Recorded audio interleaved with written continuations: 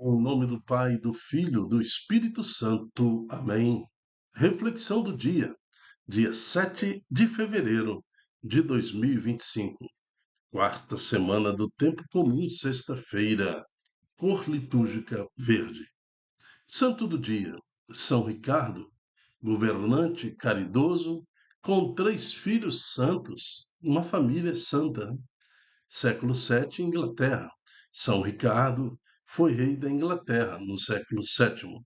Ele governou este país europeu e manteve-se em santidade, caridade e vida reta. Sendo assim, a Igreja atesta: sim, mesmo em meio a tentações de poder, pode um governante, junto com a sua família, alcançar os santos altares. Isso nos faz refletir também na nossa vida. Por que não termos uma família santa a partir de nós, né? Ao saírem da Inglaterra rumo à Terra Santa, Ricardo e seus filhos passaram em Luca, norte da África, onde São Ricardo adoeceu gravemente e veio a falecer em 722. Para os filhos ficaram o testemunho, a alegria de um pai, a doação, um homem que em tudo buscou a santidade, não apenas para si, mas para os outros e para os seus filhos. Se você é pai ou mãe, ouse dizer assim: Senhor Jesus, pela intercessão de São Ricardo, Ricardo, eu te suplico, conserva-me o caminho da santidade, a ponto de que meus filhos também sejam um dia acolhidos no céu, santos e irrepreensíveis. Amém. São Ricardo, rogai por nós. Na primeira leitura de hoje, nós vamos ver que o Senhor é o nosso refúgio. Paulo já está encerrando a sua reflexão, né? São 13 capítulos, o livro de Hebreus, 13 capítulos onde ele faz uma reflexão sobre o mistério da salvação em Jesus Cristo. É uma reflexão teológica, um ensino teológico, explicando que Jesus se deu como o Cordeiro perfeito, o Cordeiro imolado. Explica como que o sangue libertador de Jesus nos liberta. E nos liberta de quê? Da causa do pecado, da corrente que nos prendiam à morte eterna. Que em Jesus Cristo e a partir de Jesus Cristo, todos nós fomos ressuscitados, né? E seremos, aqueles que morrerem, serão ressuscitados em Jesus Cristo. Os que já morreram foram ressuscitados em Jesus Cristo. E também nos alerta para o julgamento final, né? Onde o Senhor há de voltar em honra e glória. E aí sim será o último dia. Como isso tudo vai acontecer, as Escrituras não nos revelam, só fala que vai acontecer, mas o novo céu, a nova terra, tudo há de acontecer de forma diferente. Como viveremos após a ressurreição, também não sabemos. Mas fica-nos a certeza, principalmente escrito pelo apóstolo, da nossa confiança. É assim que ele encerra o estudo em Hebreus. Ele fala: irmãos, perseverai no amor fraterno. Não esqueçais a hospitalidade, pois graça à hospitalidade, alguns hospedaram anjos sem o perceber. Lembra do Pedro recebeu anjo, Abraão recebeu anjos, entendeu? Então nós temos que estar Daniel, né? Então hospedar, hospitalidade, ser dóceis, lembrai-vos dos prisioneiros, como se estivessem presos com eles, e dos que são maltratados, pois também vós tendes um corpo. O matrimônio seja honrado por todos, e o leito conjugal sem mancha, porque Deus julgará os imorais e adúlteros.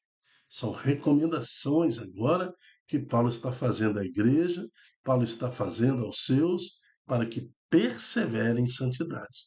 Então aí nós temos esta primeira leitura dentro desta liturgia, né, como reflexo até do santo do dia, né, São Ricardo, que o amor ao dinheiro não inspire a vossa conduta, né? Então, em outra passagem, nós sabemos que o amor ao dinheiro é a causa de muitos pecados nesse mundo. Então, que o amor ao dinheiro não inspire vossa conduta.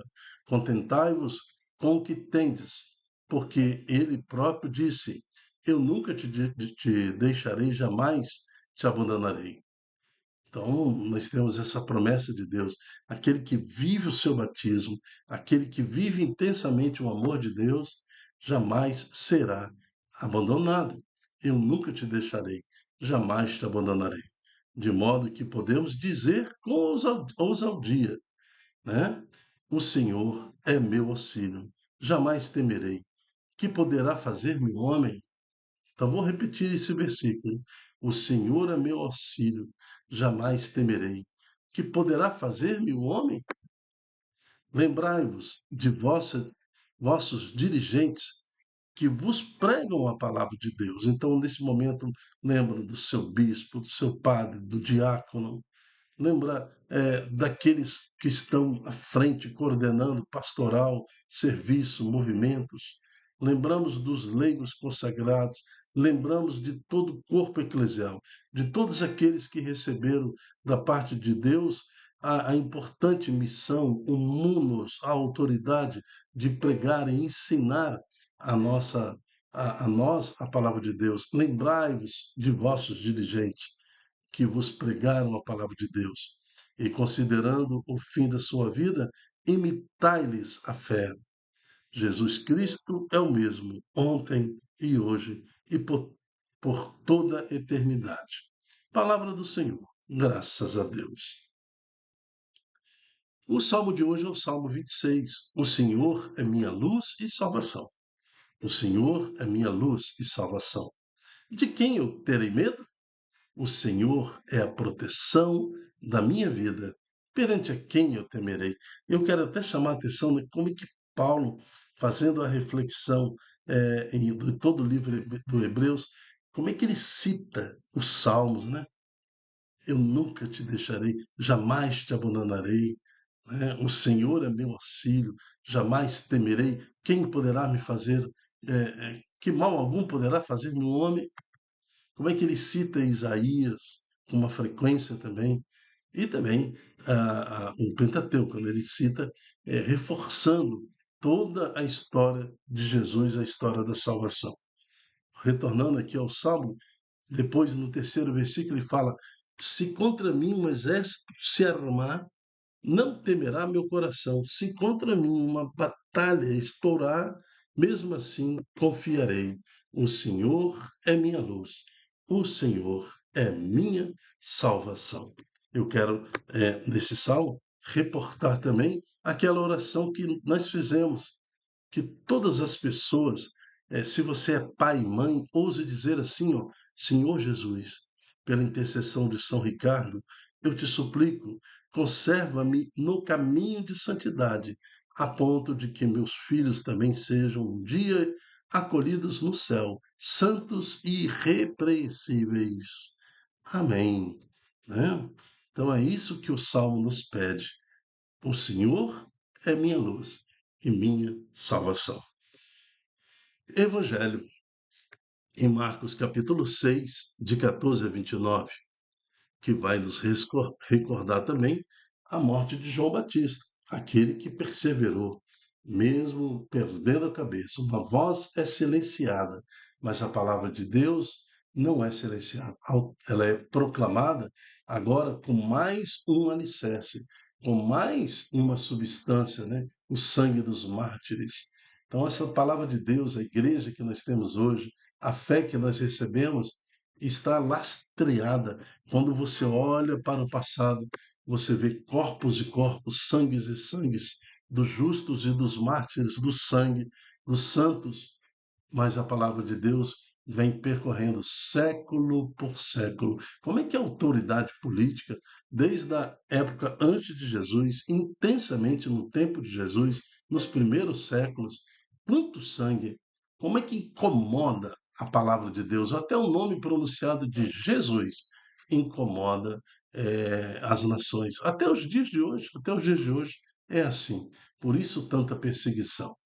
Mas que o texto e o Santo Evangelho de hoje possa nos dar esta vontade de anunciar Jesus, multiplicar em nós esta coragem de anunciar Jesus. Proclamação do Evangelho de Jesus Cristo segundo São Marcos. Glória a vós, Senhor. Naquele tempo, o rei Herodes ouviu falar de Jesus, cujo nome se tinha tornado muito conhecido. Alguns diziam: João Batista ressuscitou dos mortos. Por isso, os poderes agem nesse homem. Alguns diziam: é Elias. Outros ainda diziam: é um profeta como um dos profetas. Ouvindo isso, Herodes disse: ele é João Batista. Eu mandei cortar a cabeça dele, mas ele ressuscitou. Herodes tinha mandado prender João Batista e colocá-lo acorrentado na prisão. Fez isso por causa de Herodíades, a mulher do seu irmão Filipe, com quem se tinha casado. João dizia a Herodes: não te é permitido ficar com a mulher do teu irmão. Por isso Herodíades o odiava e queria matá-lo, mas não podia. Com efeito, Herodes tinha medo de João Batista, pois sabia que ele era justo e santo e por isso o protegia. Gostava de ouvi-lo, embora ficasse embaraçado quando o escutava. Finalmente chegou o dia oportuno. Era o aniversário de Herodes. E ele fez um grande banquete para os grandes da corte, os oficiais e os cidadãos importantes da Galiléia. A filha de Herodíades entrou e dançou, agradando a Herodes e os seus convidados. Então o rei disse à moça: pede-me o que quiser e eu te darei. E lhe jurou ainda, dizendo: eu te darei qualquer coisa que me pedires, ainda que seja a metade do meu reino. Ela saiu e perguntou à mãe: o que vou pedir? A mãe respondeu: a cabeça de João Batista. E, voltando depressa para junto do rei, ela pediu: quero que me des agora um prato com a cabeça de João Batista. O rei ficou muito triste, mas não pôde recusar. Ele tinha feito juramento diante dos convidados. Imediatamente o rei mandou que o soldado fosse buscar a cabeça de João Batista. O soldado saiu, degolou-o na prisão, trouxe a cabeça num prato e deu à moça. Ela entregou a sua mãe. Ao saberem disso, os discípulos de João Batista foram para lá, levaram o corpo de João Batista e o sepultaram. Palavra da salvação. Glória a vós, Senhor.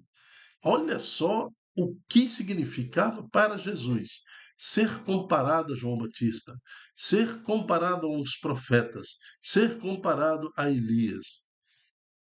Imediatamente o texto sugere: Herodes matou João Batista. Veja como que os personagens e heróis bíblicos são perseguidos. Isso é histórico. Davi foi perseguido, Daniel foi perseguido, todos, Abraão foi perseguido, Jacó. Então nós temos uma história de perseguição nos heróis bíblicos. Agora, João Batista, em evidência, ele se concentra, ele se doa para a palavra.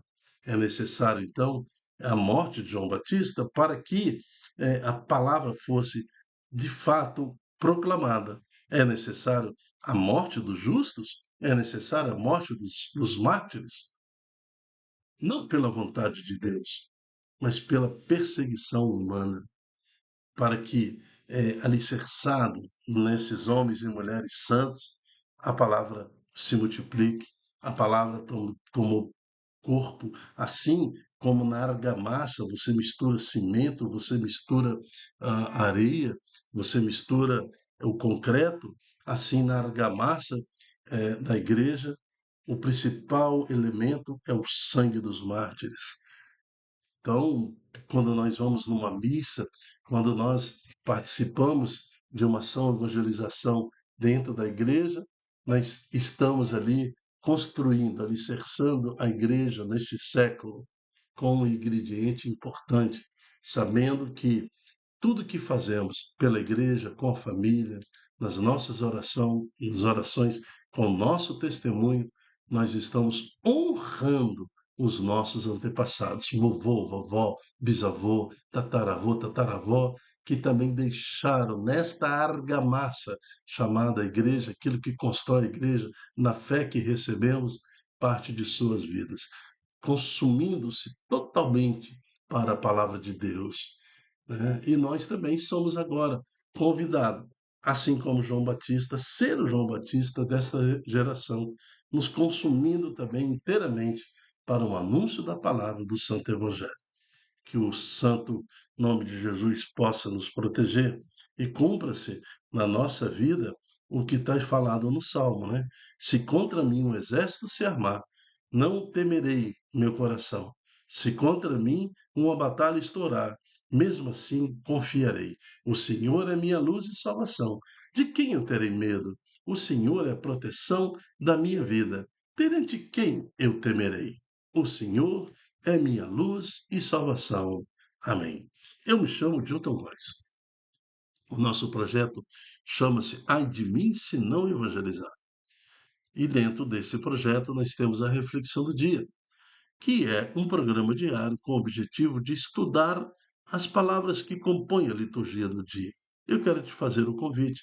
Seja você também um anunciador da Boa Nova, divulgando em suas redes sociais este estudo, esta pregação, esse ensino, para que mais corações acolham e compreendam o significado da vida e também se estejam dispostos a fazer parte desta argamassa, deste corpo que é a igreja, que tem o objetivo de salvar almas, de libertar almas e conduzi-las à salvação. Até a próxima, se Deus quiser. Tchau, tchau.